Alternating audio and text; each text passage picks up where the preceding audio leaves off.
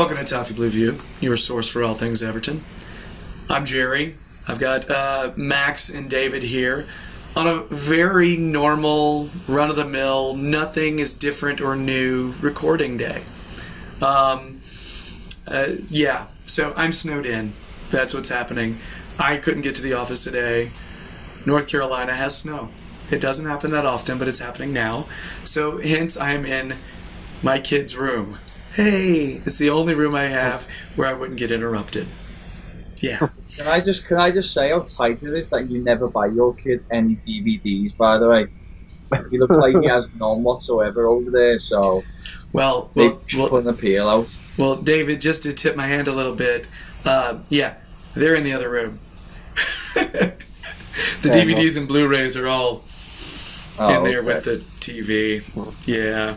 Yeah, we're not as wholesome as one would, think based on that. So, yeah, okay. Go on. Guys, it's a Monday again, and after a home game, we've got another smile.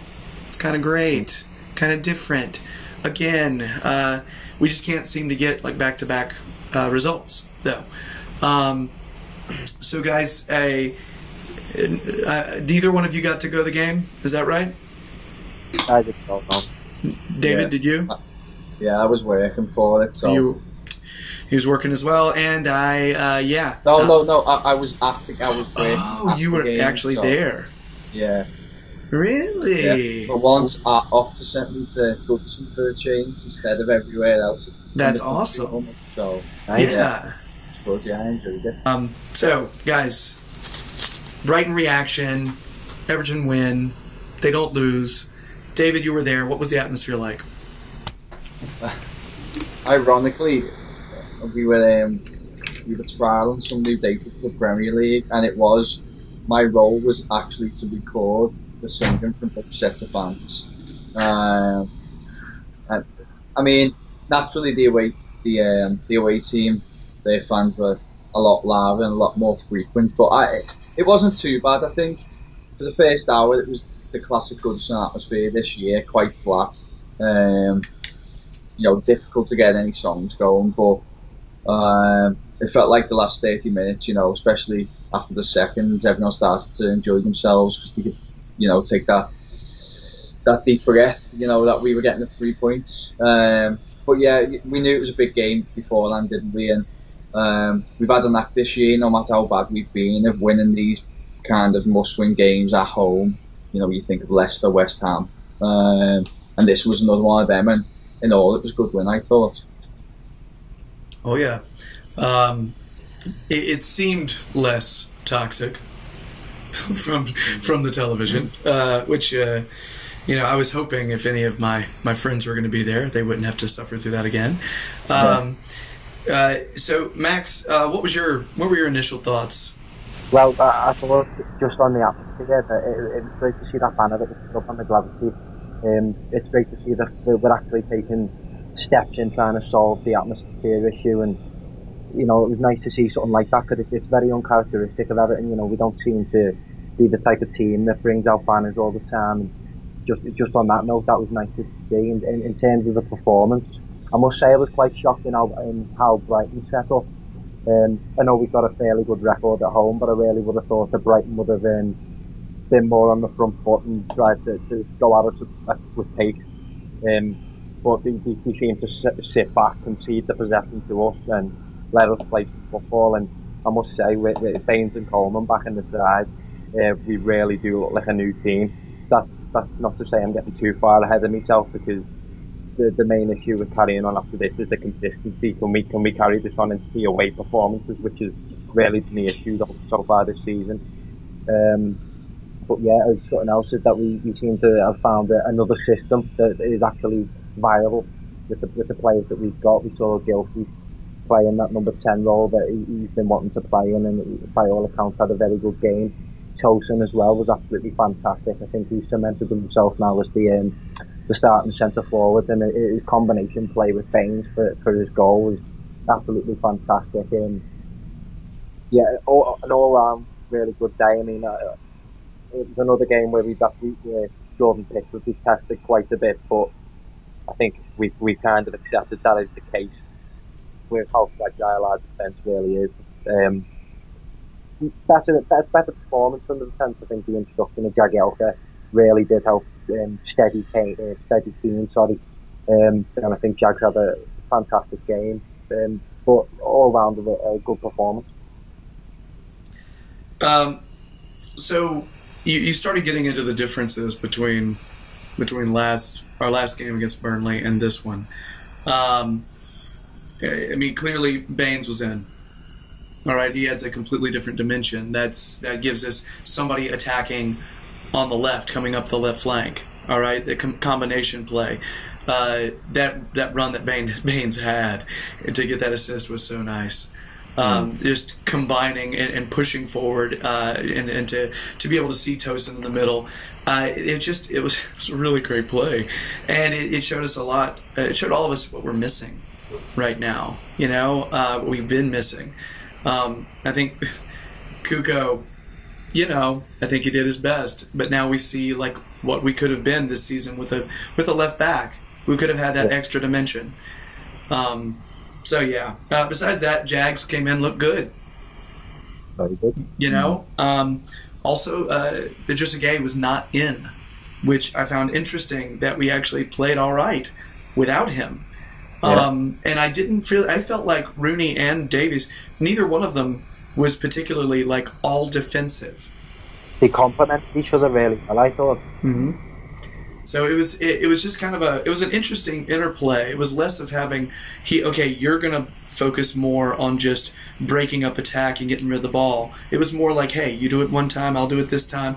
It worked. It worked really well, I thought, which I was a little surprised. I didn't think it was going to work that well. Yeah, but it's such a modern kind of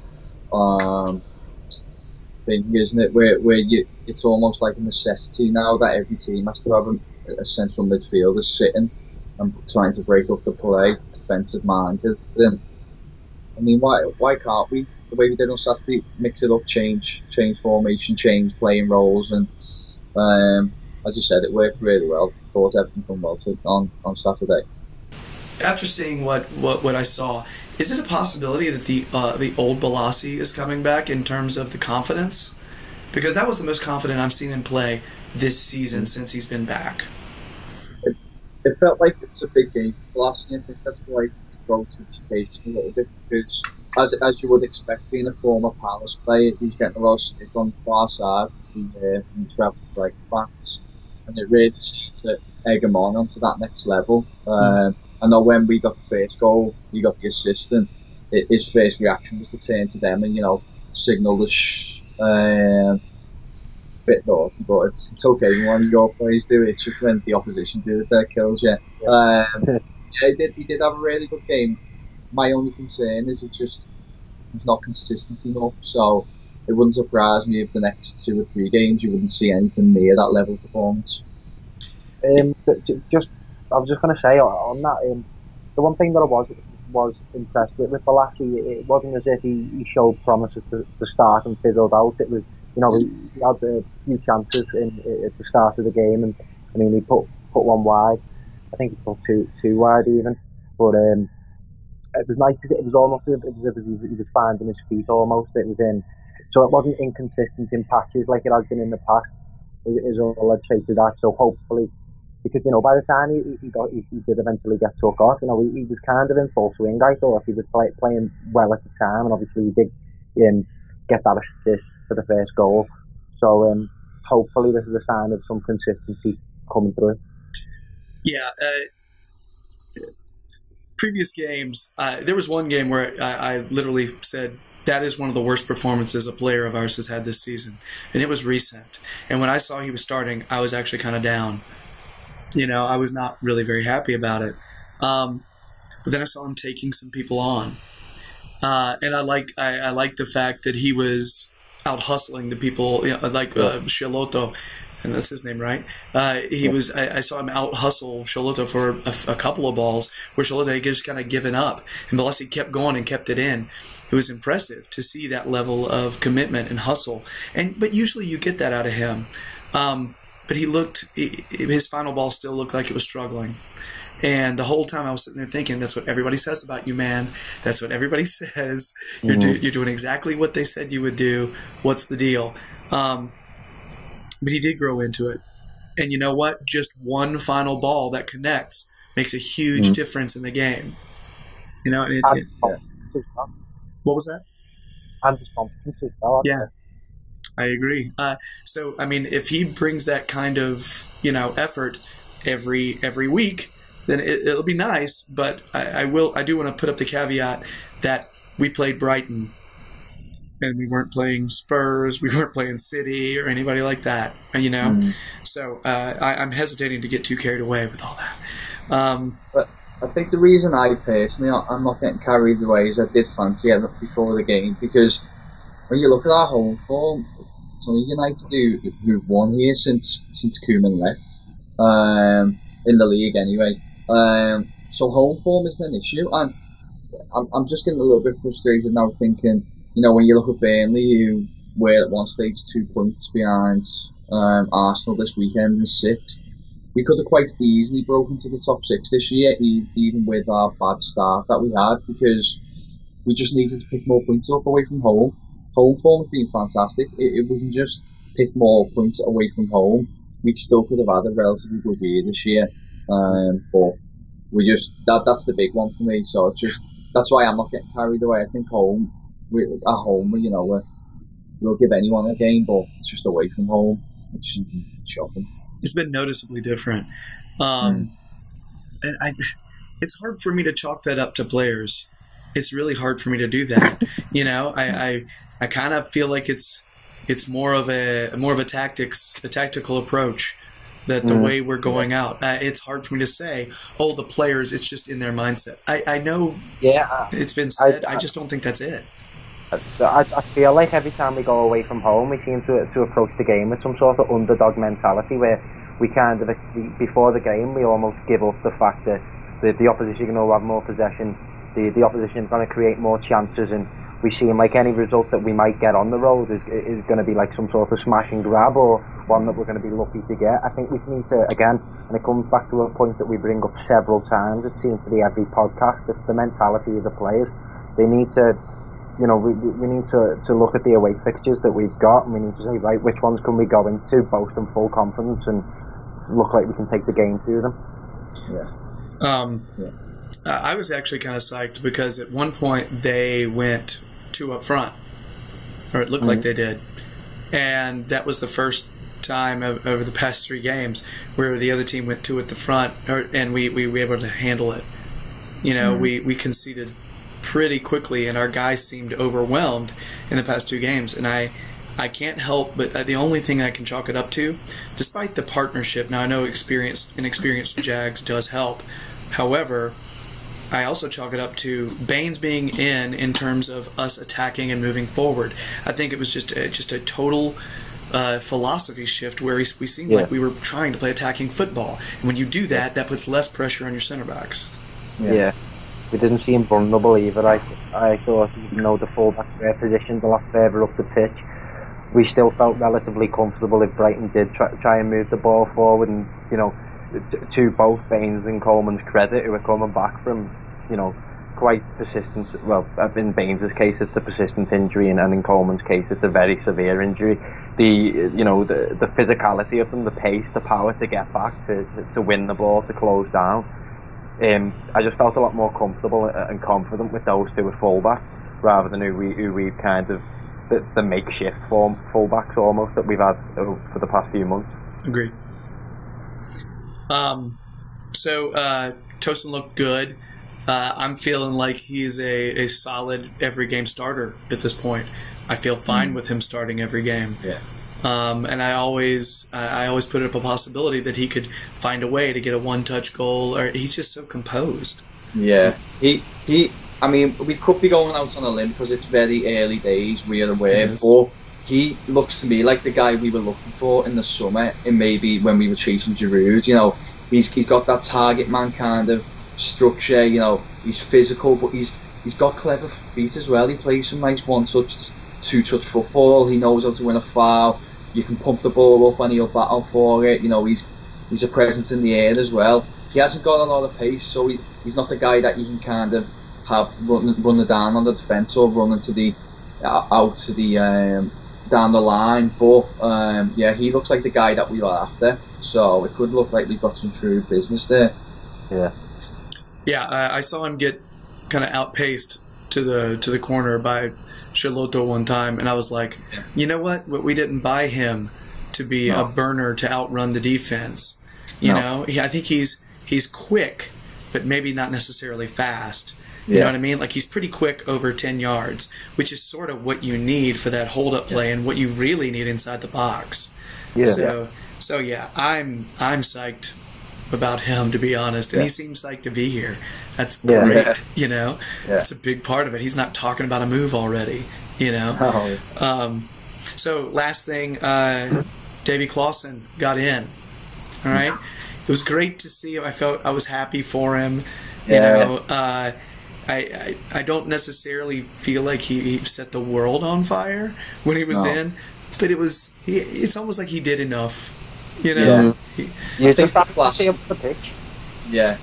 I think for Clausen, as Max said there, it was just about being back on that pitch. You know, you didn't want to see him make a mistake, just do what he needed to do, just put in the short kind of last 10-15 minutes in. But fantastic to see him on there. I was made up because I've been getting growingly frustrated with him not being involved, because he was such a great player for Ajax, and hopefully he's on the way back in now and we can start seeing him week in, week out. I know there were a lot of people on social media kind of knocking Davies' performance, which I was a little puzzled by, because I didn't think he deserved that much flack. I thought he had a better game than he did the previous. So yeah, I mean, again, he missed a few passes here or there, and he didn't, pull the trigger on a shot or two, but I still think he performed well. Yeah, defensively, I thought he played quite well as well. I mean, he intercepted the ball a good few times, he won a few tackles, and if he did find himself in a bit of a tricky situation, he found a way to draw and win the foul, which I feel like in this role where he's at the two with Rooney, I feel like, he's got to kind of step back a bit in terms of being a creative outlet because of that defensive responsibility. But yeah, I don't feel like there was any just terms to criticise Davies. I feel he had a really good game. All right. I agree. So guys, anything else we want to hit on before we move on? No, just happy with the win. Oh yeah. All right, guys. So I guess that's it for our Brighton reaction. It's a happy one. Hey, but we're not getting too carried away. Yeah, because we've learned not to do that. So if you're liking our videos, please subscribe. We're up to 540-something subs, slowly climbing up to 600, and thanks a bunch for that, because you're awesome. Leave a comment. How do you think we did against Brighton? Also, check out David's stuff on the Sportsman, but also on the Toffee Blues website. Check out Max's stuff on the Toffee Blues website. And just check out the Toffee Blues website, because there's a lot of Everton analysis on there. All right? So I guess that's it. We're going to go. We got more videos to make. So, bye.